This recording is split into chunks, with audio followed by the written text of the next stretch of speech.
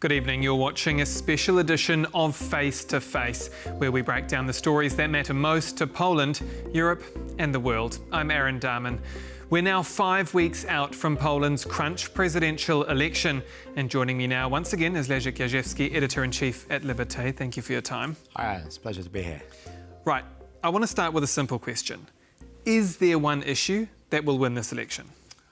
I do believe that in Poland, unlike in many other places in the world, rarely issues do win campaigns, especially so polarized and so personalized as the one as presidential elections. But I do believe that sort of viability or credibility of candidates in the issues they try to advertise on would be essential. And credibility would come possibly in the forms of security, which is the issue that Rafał Jażdżewski has been talking about. He's the front runner, of course, in this race. He's spent much of his campaign talking about the EU, NATO and the transatlantic alliance. And when I talk about credibility, I mean consistency in many ways. He has kept the same message all throughout. Why is that message landing with voters? And is it somewhat the Trump effect? So really, Jażdżewski is so far ahead in the polls that one might say that he's pretty much secure, this message is working well. However, I would doubt that this is really the international issues that are making him a favorite of winning this campaign. But at the same time, I think the crucial difference is that Jażdżewski is, however, still pro-Atlantic. He is not outwardly criticizing Trump, not in a harsh way anyway.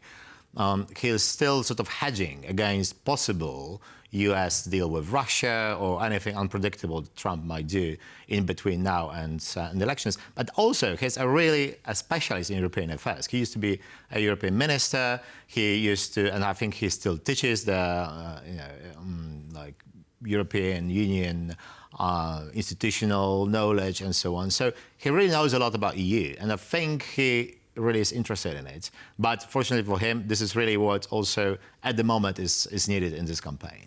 Is this election different from other elections where usually domestic issues win elections, but in this case, Mr. Jażdżewski really seems to be underlining the fact that Poland should have, of course, a strong transatlantic alliance, it should have a strong relationship in NATO, it should have strong relations with the EU. These international themes seem to play very critically into his day-to-day campaign. It's true. I think, we live in so unusual times that many people, I think even us here, we discuss, okay, are the international events overshadowing the campaign, presidential campaign here? I do believe that for some times the only way to actually get your message through to the general public was trying to link your campaign with this more general international issues, especially what's Trump, his impact on Europe, his impact on European security. At the same time, we've got this possibility of any sort of Ukrainian deal struck by US and Russia. And I think it's important that Jażdżewski has some sort of reassuring message, because this is what really people want to see. They want to see a person who can take care of things and secure the Polish future. On the flip side, Karol Nawrocki, he's a Eurosceptic backed by the right-wing Law and Justice opposition party, far right, Sławomir Mencen. He often goes further or leaves room for interpretation. Both rail against the old global order. Now, I'm interested, in your view, does this stance position them as stronger, as hardline, or as weaker and out of touch? I think, I wonder what you think, but, in my opinion, and I think a lot of voters agree, because Nawrocki is obviously not even close to the Law and Justice support. He's way, way below. He's an imitation, he's been chosen to be an imitation of the Konfederacja, the even more far-right party. And Mencen obviously is has more credibility here. He's been always anti-Ukrainian. And whatever you say about Law and Justice, this was the party that really helped Ukraine after full-scale invasion of Russia. So Nawrocki is trying to distance himself from his own party, but at the same time, he's trying to imitate the Konfederacja, and I don't think it plays well with the voters so far. And of course, Law and Justice has long been in America's corner and Trump's corner, particularly on the Republican side. How does that approach of, I guess, betting the house on Washington when it comes to security, even now as America strays away from Europe, how does that compare to Jażdżewski's, I guess, more balanced approach? I would say that now trying to attach your train to the Trump, to your wagon to the Trump train, it's a very risky strategy, because Trump he can just decide one day that he's going to withdraw soldiers from Poland. But he loves Poland. He told us that. Well, he loved Poland when he came here. He was really cheered. He made one of I think the most important of speeches, international speeches of Trump actually happened in Poland.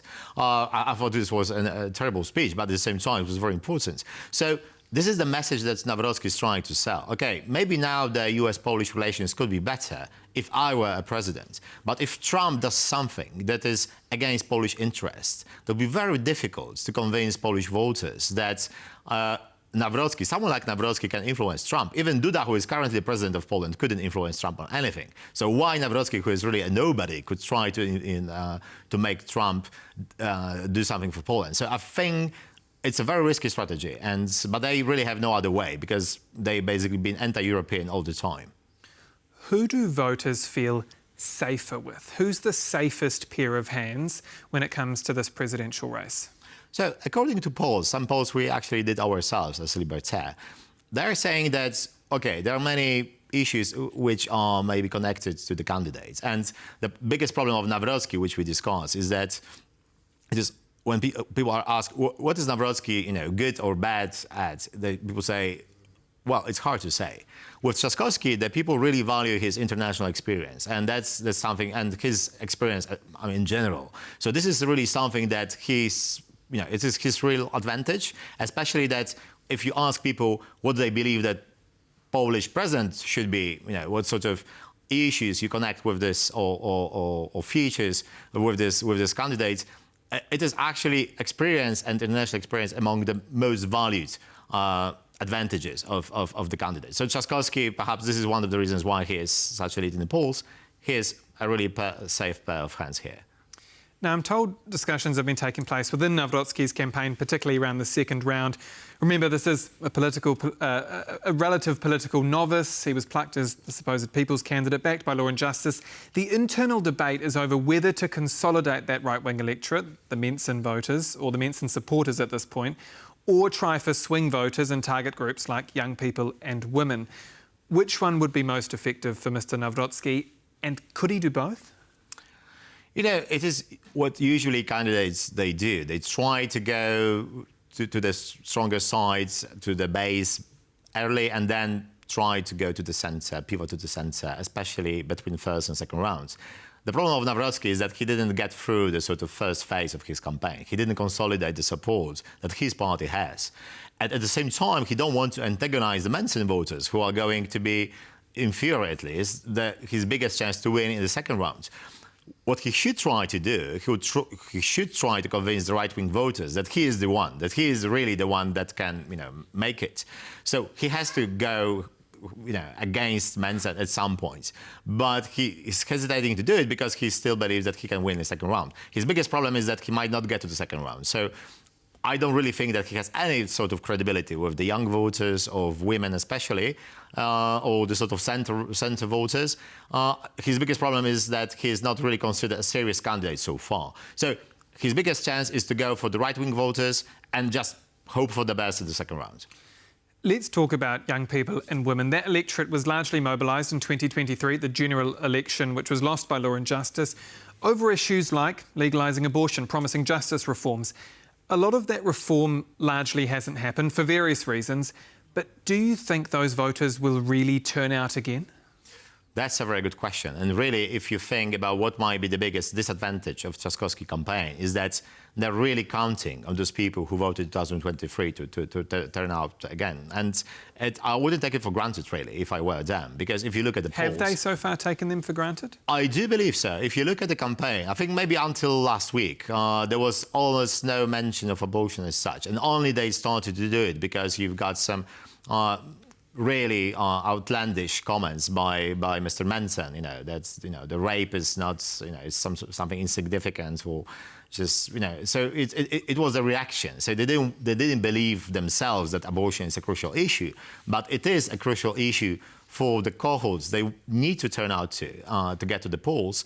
And I think a lot of those people might be voting for Magdalena Biejat, who is the left-wing candidate, very minor support at this moment. Some of those people might not get to the voting booth at all. And that would be a real issue if they don't convince those people, okay, once I am a president, this is going to happen. So far, they haven't tried to do this. It's interesting, that Jażdżewski seems to have, so far, up until last week, taken that electorate for granted. Because do you sense that this will be an election where it's more about who doesn't turn out rather than those who do? I think it's a spot-on observation because, on one hand, this is what Civic Platform always did. They always decided that our hardcore voters, we're just going to ignore them because they hate peace so much, the law and justice, they're gonna turn out anyway. And that's proven true so far. I mean, Tusk has been a master of it. I think Trzaskowski is a different sort of candidate. People really see him as a sort of progressive figure. They really see him as a sort of ambassador of change. So he doesn't deliver this, then it's a problem for him. If you look at the numbers of people who are not willing to vote in these elections, there are a huge, most of them are actually law and justice supporters. I mean, this is a big reserve for law and justice. This is why you cannot write of Nawrocki so far, because even if law and justice and their real candidate, Nawrocki, is not polling very high right now, there are a lot of people who in the past voted for law and justice. And if they see that there might be a consolidation of power by Civic Platform, they might decide to vote again. Mobilisation is all about giving people a reason to hit the polling booth. So I want to dig into some of the domestic battleground. I want to go through with you on a sort of 1 to 5 scale. So 1 means you think this issue will be pivotal in this election. 5 means you think it'll be a nothing issue. All right, let's do it. Abortion and women's rights. Trzaskowski says he will liberalise the law. Nawrocki is, quote, in favour of life. And Menson says, as you mentioned earlier, even in the case of rape, abortion should be illegal. Where does that sit on the scale and why? I think it's a strong 2 or even 1.5. It's not that it's important for a very large amount of voters. It's not that everyone says abortion is the most important, but for this very particular cohort, we discussed it before, for a very particular cohort, which is essential for Trzaskowski to win in the second round, it's absolutely essential for them to turn out at the polls, and that's why this issue is more important than it seems so far at the campaign. Do people really vote on women's rights and abortion, that might be the one issue, particularly for women and young people, that they decide this is going to decide who I go for? It's literally a matter of life and death for some people, and it's a symbolic issue. It has been a #1 issue together with the Constitution of all 8 years. It's a symbolic thing of all 8 years of law and justice rule. And it is like, if you ignore this, it's almost like you spit in the face of your own voters. So it is more important than it's not just for young women, it is for all progressive voters in this campaign. This is why it's so important. Migration. Nawrocki wants Poles first. Menson is anti-migration. Trzaskowski agrees that Poland has already done enough as part of the EU migration scheme. Across the board, there's a sort of hardening of the migration rhetoric. Where does that sit? I would say it's somewhere between 2 and 3. And it is like, why? Because it is an important issue. But why I don't say it's #1? Why I don't think it's so essential? It is because I think already the card has been played. Because already almost everyone is against migration. Almost nobody wants to, get any migrants to Poland, and especially because of the weakness of law and justice here. Because they actually were the ones who invited so many migrants, including from Ukraine. I think it was very good for Poland and very important for Ukraine. But they don't have credibility to criticize now Civic Platform, unless something really important, essential happens on the migration, some sort of crisis. But for now, I think it's like between 2 and 3. Defence and Ukraine. Defence, there seems to be largely somewhat of a consensus of the 5% defence spend on GDP. Trzaskowski's pro-Ukraine, Nawrocki less so, often talking about Polish interests. And Menson has noted that if the cost of a peace deal with Russia would include Ukraine ceding territory, then so be it. I would say is 2. Why? Because there is almost no difference between major candidates on the defense issues. What is important is how they differ in Trump, and why I think with Trump it could be #1, or if nothing happens it could be almost insignificant because everyone agrees. But if something happens on Trump front, on Russia fronts, then that will become perhaps a number one issue in this campaign. What do you mean by something happens? Do you mean a peace deal, a ceasefire, any sort of movement that perhaps gives Russia land in Ukraine? Do you mean where that negotiation falls?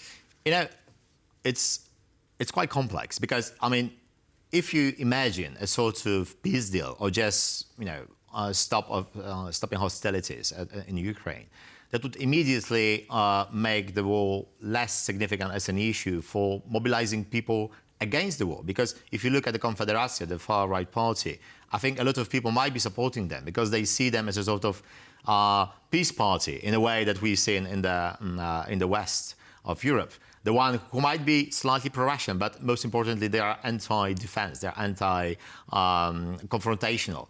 If the war doesn't seem like very possible in the short term for Poland to be involved with, then this issue is less important, and maybe there is less inclination to vote for this particular party. But, you know, on the other hand, it might be like if Trump strikes a deal with Putin that would involve lessening of security of Eastern Europe. That means that obviously Nawrocki and PiS are in a real trouble. They will have to either oppose Trump for Polish interests, or they will choose Trump over Polish interests. And that will be a pivotal moment of the campaign.